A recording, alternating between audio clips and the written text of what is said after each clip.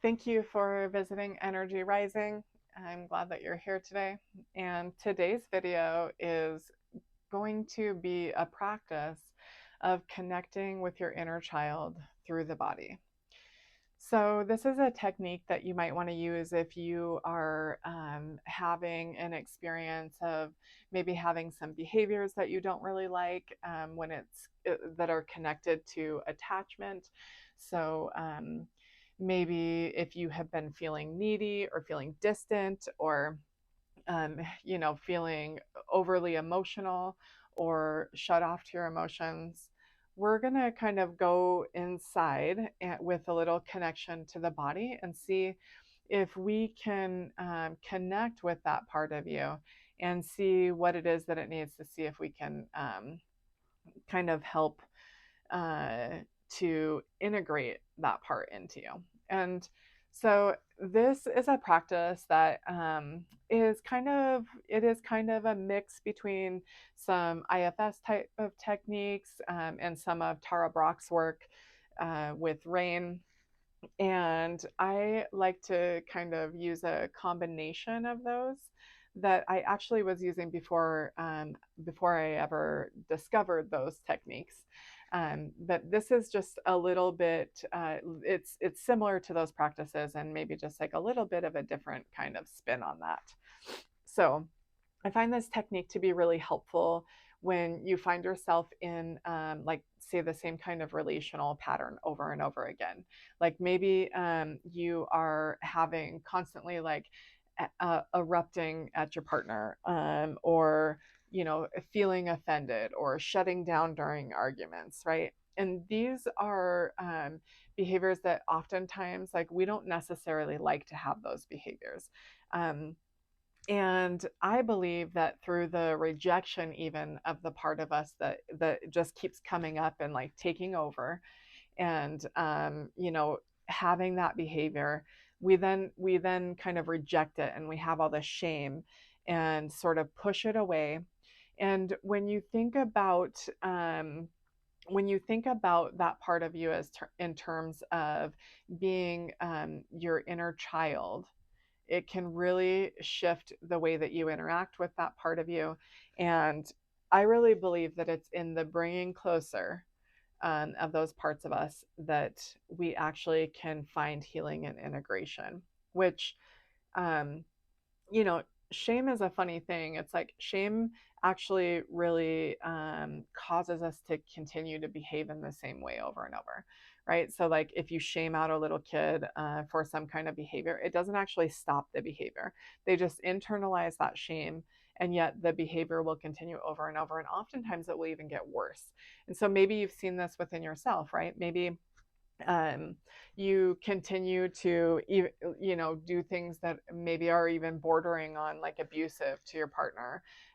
Maybe you are verbally abusive. Maybe when and you find yourself like having that kind of behavior and erupting and feeling like you can't really control it. Or maybe the opposite is true, right? Maybe whenever you have a disagreement with your partner, you shut down. You just like can't really have a conversation. You feel confused. You feel like unable really to communicate your feelings, or to have a logical conversation. Maybe you have to leave the room. You have to leave the premises where your partner is. And the thing about those that variety of behavior is that oftentimes, especially in relationship, like we are really looking for connection. And I believe that that's always what we're doing in relationship. And so that's whether that is in a friendship, a relationship with our children, a relationship with our family, or a romantic partnership, that we're looking for connection. And oftentimes we have behaviors and different things, like when stuff is triggered inside of us, that actually causes us instead to do things that create disconnection. And then we're left kind of feeling, it's like we deeply want the connection. We do the thing that gets us disconnection, and then we're left with this feeling of shame or guilt or um, emptiness or whatever it might be for you. And so we're going to today walk through this little practice. I hope that it's helpful for you, and I find it to be really helpful in therapy. It actually just takes really like even one time, even just a few moments of connecting with this child inside of you, can make a huge difference in your behavior and in your own feelings about yourself. So, we're going to start just by sitting in a relaxed position. So, we want to be relaxed and supported. If you know, I'll post another video at some point soon that is maybe kind of tapping into something more traumatic. This time I think we should focus on something that is maybe not quite as activating, but I do want it to be something that has like irritated you recently or been activating in some way recently. So maybe thinking about the last time that you found yourself really wanting connection and instead doing some kind of behavior that got you disconnection. So, you know, whether that is again like the shutting down or the acting out. So I want you to bring that situation to mind. So just kind of have it fresh on your mind. So now we're going to sit in a position that like feels relaxed and supported. You could be laying down or sitting up, just as long as you don't fall asleep when you're laying down, like whatever makes you feel the most comfortable. Sometimes I like to use like a blanket to do something to get really cozy. And again, we'll do a practice where we do something that is more connected to trauma, where I'll have you maybe lay in a certain position. But for this practice, a blanket, a pillow, a stuffed animal, anything that might make you feel kind of, you know, comfortable. And we're going to start by just kind of bringing your attention into the present moment. And so maybe we can start by actually just closing your eyes and listening to the sound of my voice and listening to the sound in the rooms around you. Just kind of noticing any sounds that might be happening around you. Maybe noticing the temperature of the room that you're in. We're going to bring your attention in even closer into yourself. Maybe feeling the top of your head. Noticing the weight of your hair. Moving down through your forehead and your eyes. Down through your face and your jaw. And the back of your head. We're just bringing our attention here, just moving through the body into the throat and the neck, and the shoulders, and the chest, and the back, to the stomach, and the lower back, and the hips. Maybe feeling your seat as it sits on the chair, down through the thighs, and the knees, and the shins, into your feet. Just becoming really present here in your body. And then I want you to bring up that situation that you felt maybe disconnected, a time recently, and maybe in the last like week or two, that you turned to a behavior that you have not really been feeling great about. And I want you to bring up that situation and I want you to play it in your mind. I want you to especially remember the way that you felt in that moment. And I want you to, again, just kind of try to pinpoint a spot in your body where you feel that. So if it was a time that you erupted, maybe noticing where in your body do you feel the emotion, the anger, the rage, the frustration. So kind of notice that. Maybe it's in the face. Just noticing any kind of sensations that you might feel, like your face getting hot or your neck getting hot, or feeling your throat on fire. And if it was a time that you disconnected, that you kind of were unable to speak, maybe feeling that in your body. Maybe it's in your throat, maybe it's in your chest. Just kind of scanning through your body for some kind of a sensation or tension. And then I want you to focus all of your attention that you can on that sensation. And just discover as much as you can about it. I want you to notice the temperature of it. Does it feel hot? Does it feel cool? Does it feel warm? Does it have a temperature? Maybe noticing the intensity of it. Does it feel really intense or does it feel dull? Does it feel hollow? Maybe noticing the weight of it. Is it heavy? Is it just there? Is it light? Noticing any kinds of sensations. Is it moving? Is it holding still? If it is moving, how is it moving? Is it erratic? Is it slow? Is it bouncing or swirling? Notice if it grows or if it stays the same size. Really just noticing as much as you can about it. And I want you to notice if it is maybe trying to move around in your body. Oftentimes when it's in the chest, it's trying to move up through the throat. And when it's in the throat, it's trying to move up to the mouth. And I want you to just put as much attention as you can on it. And then I want you to, again, go even further inside.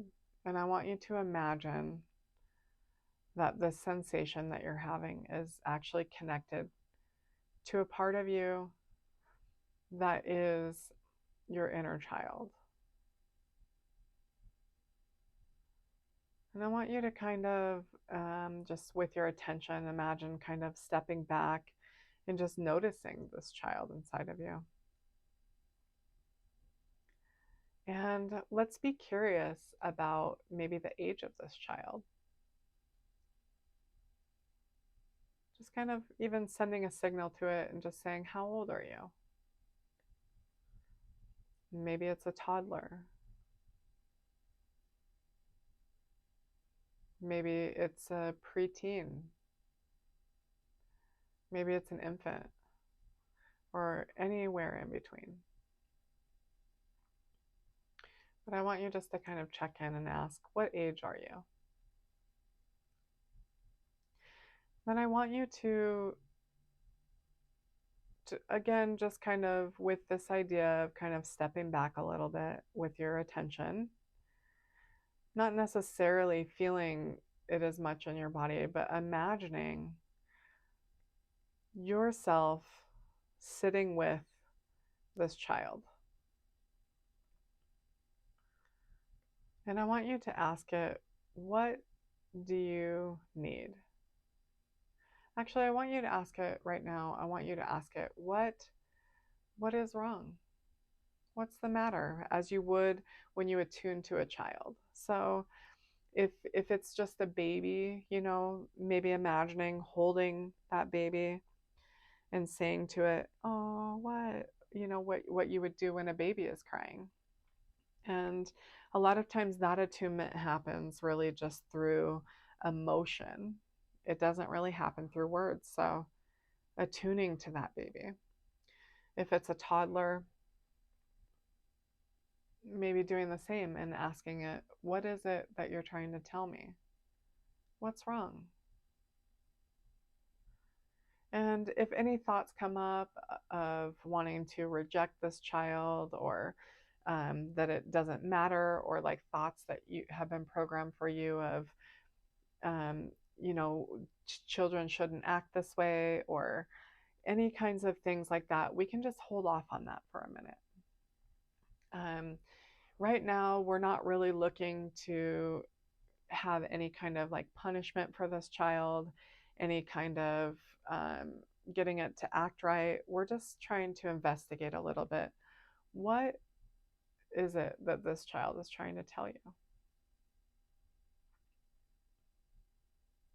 And I want you to say that out loud. I want you to say out loud, what is it telling you? Maybe it's telling you that it's afraid. Maybe it's telling you that it's not safe. Maybe it's telling you that no one cares anyway. Really just listening for what that child is telling you. And also noticing if that child is not telling you anything at all. Kind of thinking about it like you would if you were actually interacting with a child in a room, right? And if the child was maybe untrusting of you. Notice that. Does it feel like that child doesn't trust you?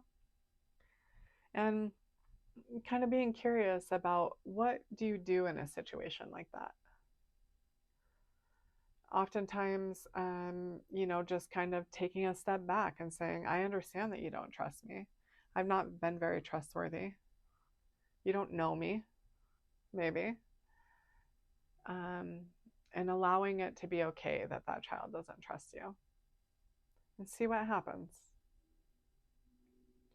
And then again asking, what are you trying to tell me? What's wrong?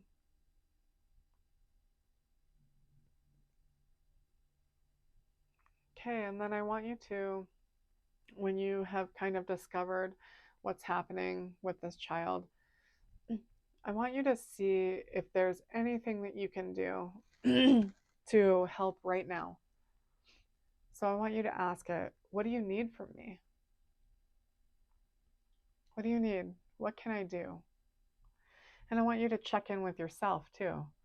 What do you think you could do for this child to help to soothe it, to help to meet a need that it has? So checking in with yourself, checking in with the child, noticing, is it telling you that there's something that you can do? Maybe it wants you to say something. Maybe it wants you to keep it safe. Maybe it just wants you to listen. So just noticing that. And then I want you to offer whatever it is that it needs. If it needs someone to listen to it, I want you to listen. If it needs someone to keep it safe, I want you to let it know that you're going to do everything you can to make sure that it's safe. And I want you to think about, what could you do to keep that child safe? Do you think that you could maybe surround it in a white light? Do you think that you could maybe let it know that you can do something to stand up for it?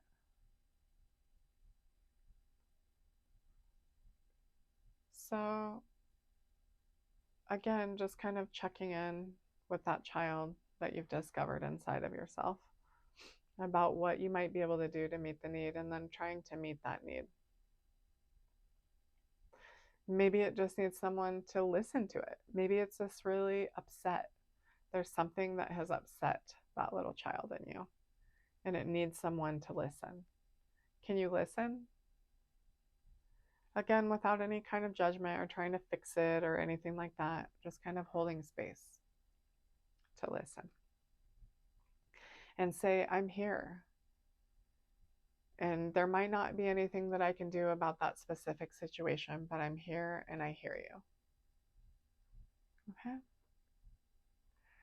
And then I want you to let this child know that this connection is something that's always here. And I want you to really, again, we're going to kind of start coming back, and I want you to again check in with yourself. I want you to think about that situation that upset you recently and see the difference of how that feels to you. Do you notice a lessening of the intensity? So oftentimes this stuff that comes up in us, well, it feels like something that we don't necessarily like. When we push it away, it has a tendency to get louder and bigger because there's something that it needs. So as we come back, I want to take just like a couple deep breaths, breathing all the way in and all the way out. and all the way in, and all the way out, and all the way in, and all the way out. So coming back to the room that you're in, you can go ahead and open your eyes, look around you, kind of, get a feel for where you are in time and space. And this is a practice that I think can be really helpful in actually changing the behavior that we have that we are unhappy with. And it's not it's not really about getting rid of that behavior.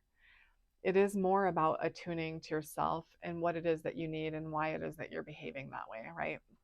Um, well, that's really what the practice is about. And I really believe in like bringing those parts of us closer, offering them whatever it is that they need, and bringing them into us to be a part of us. That's really the belief that I hold, that is where we really find healing and where we find the ability to live our lives in a way that really is aligned with our values and with our authentic selves.